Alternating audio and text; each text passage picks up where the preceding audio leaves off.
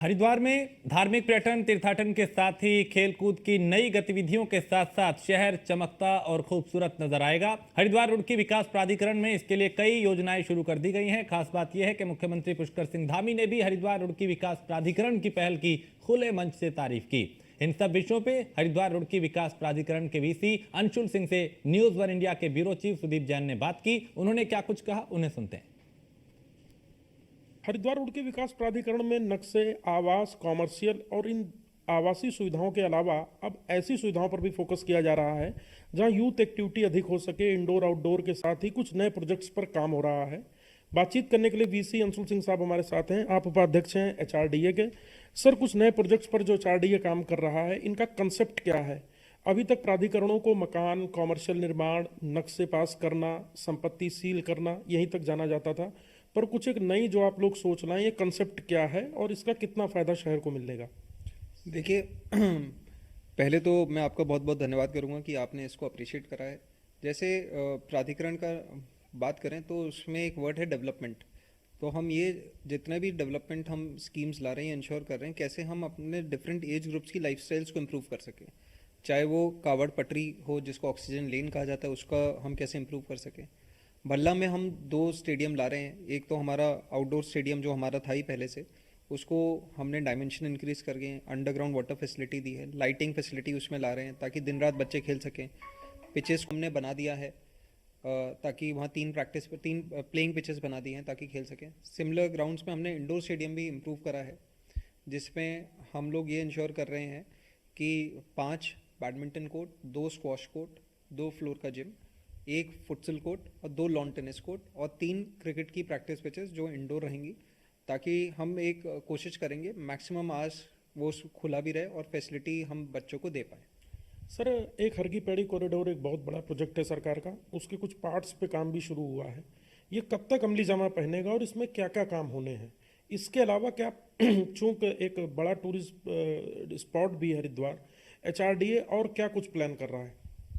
देखिए रही बात जो हर की पौड़ी कॉरिडोर की, जैसे आपको पता है जो कंपनी थी उसको अभी डिसॉल्व कर दिया गया और एक उत्तराखंड इंफ्रास्ट्रक्चर डेवलपमेंट बोर्ड बनाया गया है। तो अभी उसकी बैठक होनी है जिसमें जो रूप है हर की पौड़ी कॉरिडोर का वो निकल कर आएगा। तो अभी थोड़ा प्रीमेच्योर होगा कि हम उस पर कमेंट करें, but hopefully with in coming few weeks आचार संहिता खत्म होने के बाद आप लोग को नॉलेज मिल पाएगी कि उसमें क्या चल रहा है। साथ में शंकराचार्य चौक के नीचे हम लोगों ने जो अच्छा ये करा था कि स्पोर्ट्स जोन बनाया था एक, जिसमें एक बास्केटबॉल कोर्ट, एक फुटबॉल कोर्ट, एक स्केटिंग रिंग, पार्किंग और गार्डन बनाया है। सिमिलर फैसिलिटी हम भूपतवाला में लाने वाले हैं। भूपतवाला में भी हम लोग स्पोर्ट्स कॉम्प्लेक्स बनाने वाले हैं। साथ ही साथ हम पार्किंग और थोड़ी सी कमर्शियल स्पेसेस देंगे ताकि जो मैक्सिमम और इफेक्ट जो हम कहेंगे 100% एफिशिएंसी के हिसाब से हम लोग उसमें काम करेंगे कि कोई भी डेड स्पेस ना रह जाए जहाँ अतिक्रमण हो या कोई गंदगी फैले। तो एम ये है कि जितना भी हमें स्पेस मिल रहा है उसका सौंदर्यीकरण करके उसको फंक्शनली हम कैसे एक्टिव कर सकें। बीते दिनों कभी एक सामान्य सी शिकायतें आती थी कि एचआरडीए के नाम पे कई प्राइवेट लोग जाके लोगों को ब्लैकमेल कर रहे हैं। कुछ लोग एचआरडीए में काम कराने के एवज में डराते धमकाते और उन पर मुकदमे हुए, एफआईआर हुई। कुछ मामलों में आपने सीधे कार्रवाई की है। तो जो आम पब्लिक है उसको क्या मैसेज है? अगर एचआरडीए संबंधी काम है तो वो किससे संपर्क करे और क्या डरने की ज़रूरत है या नहीं? देखिए आम पब्लिक को बिल्कुल डरने की ज़रूरत नहीं है। अगर वो नियम अनुसार काम कर रहे हैं और उनको अगर कोई भी इशू आता है तो they can always come to HRDA. हमारे यहाँ आप हमारे अधिकारियों से, चाहे मैं हूँ, सचिव हूँ, एग्जीक्यूटिव इंजीनियर हो, एई हो, या हमारे द्वारा हायर किए हुए जो आर्किटेक्ट्स हैं जो हमने संविदा पे रखे वो हों, आप उनसे डिस्कस कर सकते हो। आप हमें एप्लीकेशन भी दे सकते हो, उस पर हम तुरंत कार्रवाई करेंगे।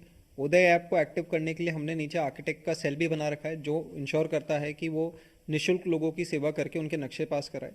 तो मैं आप सबको यही रिक्वेस्ट करूंगा, यदि आप नियम अनुसार अपना बनाना चाहते हो तो आप प्लीज़ प्राधिकरण आइए और हमसे सलाह लीजिए कि कैसे आप नक्शा पास करा सकते हो। यदि आपको ऐसा भी लगता है कि आपके द्वारा कोई निर्माण किया गया जिसको आप रेगुलराइज नहीं करा पाए, इसका मतलब फिलहाल वो अवैध है। अवैध का मतलब ये है क्योंकि नक्शा आपने पास नहीं कराया। तो अभी ओटीएस स्कीम भी हमारी आ गई है, 1 अप्रैल से वो लागू हो जाएगी। तो मैं आशा करता हूँ कि आप लोग बढ़ चढ़ के इसमें भाग लीजिए। नक्शे को रेगुलराइज कराने के भी ऑप्शंस रहते हैं हमारे पास, और हमारा एम आप लोग को परेशान करना है वो नहीं रहता है, बल्कि ये रहता है एक रेगुलराइज डेवलपमेंट रहे ताकि एक मूलभूत सुविधाएं आप अपने प्लॉट में या अपने एरिया में जो आपका डेवलपमेंट एरिया उसमें आप दे सकें। तो मैं आशा करता हूँ कि आप लोग बढ़ चढ़ के भाग लेंगे और किसी से ऐसे डरने की ज़रूरत नहीं है। यदि कोई ऐसा इशू आता है तो आप यहाँ कंप्लेंट कीजिए, हम तुरंत कार्रवाई करेंगे।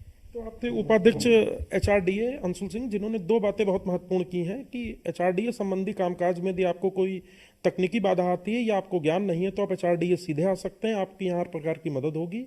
और हरिद्वार जहाँ सिर्फ हर की पैड़ी, मनसा देवी, चंडी देवी जैसे ही कुछ सीमित स्थान थे जहाँ लोग घूमने दर्शन करने आते थे, अब वहाँ नए कुछ ऐसे टूरिस्ट डेस्टिनेशन भी बनेंगे, कुछ ऐसे भी स्पॉट डेवलप होंगे जहाँ फैमिली अपने बच्चों के साथ जा सकेंगी और जो हरिद्वार के स्थानीय युवा हैं उनको भी प्रैक्टिस करने का, खुद को निखारने का मौका मिलेगा। कैमरा सहयोगी अंजीत के साथ सुदीप जैन, न्यूज़ 1 इंडिया, हरिद्वार।